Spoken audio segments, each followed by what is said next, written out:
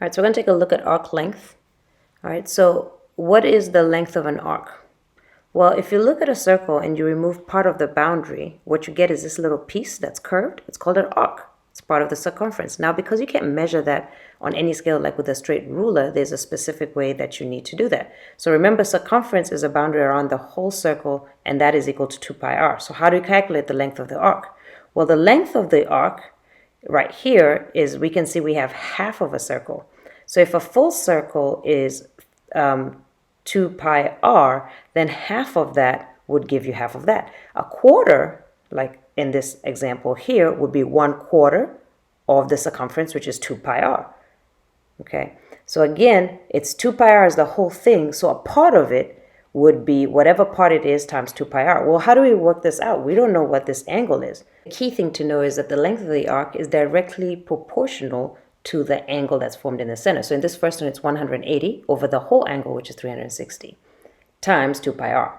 In this one, it's a quarter, so that's 90 degrees divided by 360 times 2 pi r. So in this one, let's say the example you're given 30 degrees, it'll be 30 degrees divided by 360 times 2 pi r. The length of the arc is basically whatever the central angle is divided by 360 times 2 pi r. So what can you say if you can't split it evenly? So if you can't split it like in half or in a quarter, so now in that third example, we have 30 degrees, for example, the length of the arc is directly proportional to the angle it sustains at the center. So I'll say that again. The length of the arc is directly proportional to the angle it sustains at the center of your circle. So whatever that angle is divided by 360, because that's the number of degrees around the whole circle. So let's take a look at some examples. So here we're trying to look for the arc length. So again, the arc length is the angle that you're given. So in this example, half a circle, we all know, is 180 degrees. So it's 180 degrees divided by the total, which is 360, times 2 pi r. And according to this example, the radius is 8. Put that in a calculator and you'll get 25.13 rounded to the nearest hundredth. Now remember, nearest hundredth is 2 numbers after the decimals. This is a listening check, color in arc length. Okay, so we'll take a look at another example. So again, the arc length is the angle you're given, which is 90 degrees, not 180, times 2 pi r, which is radius is 6 in this example. And go ahead and put that in the calculator. And you're going to get 9.42.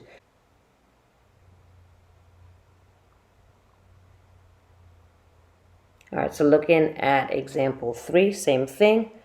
The angle that you're given, which is 60 degrees, divided by 360, which is the whole circle, times 2 pi r, and the radius is 12. Go ahead and put that in the calculator, round it to the nearest hundredth, which is 2 numbers after the decimal. You're going to get 12.57.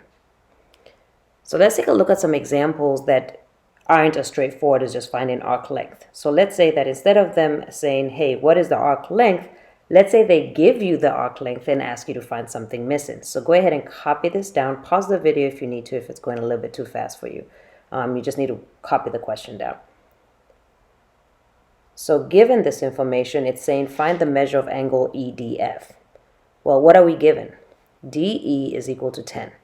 So DE, this is the angle we're looking for. Let's label it X. DE is equal to 10. The length of the arc is equal to 4 pi. How do I find arc length again? The degree divided by 360 times 2 pi r.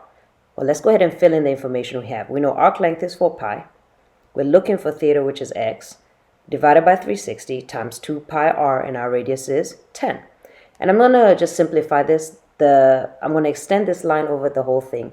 If it's on the top and the bottom, it crosses out. So I know divided by 10, top and bottom, that 0 is going to be crossed out on the 360 and on the 10. And then 2 goes into 2 one time and into 36 18 times. Now I'm going to go ahead and solve this. So I'm going to multiply by 18 to both sides.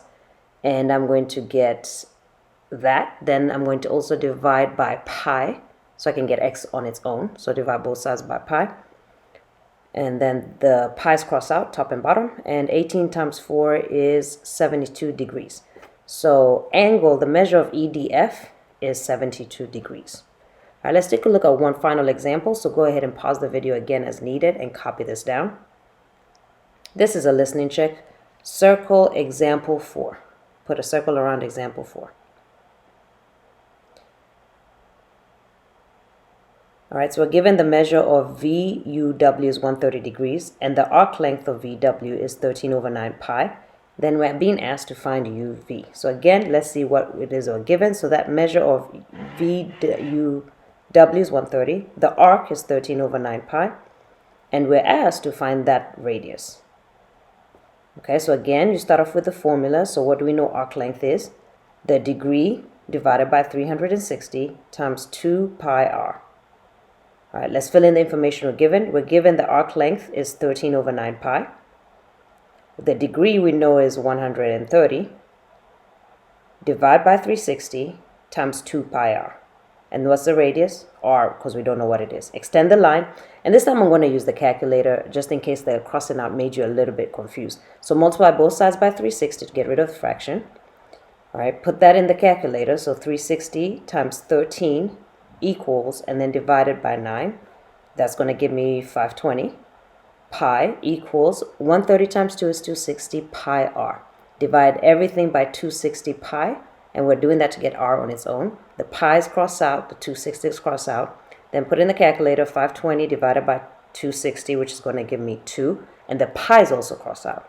So r is 2, or in other words, in terms of the question, the distance between UV is equal to 2. And that's pretty much it.